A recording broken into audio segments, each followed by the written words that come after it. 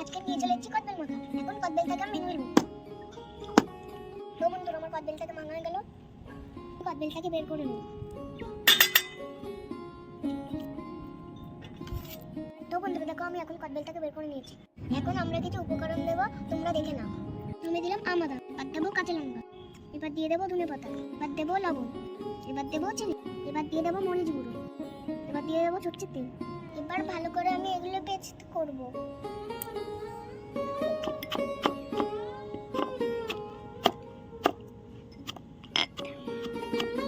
মশলাটা করা হয়েছে, এবার আমি এটা ঢেলে দেবো।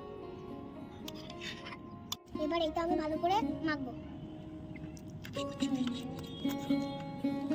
তো বন্ধুরা আমাদের কদবেল মাখা কমপ্লিট। এবার আমি এটাকে খেয়ে দেখবো।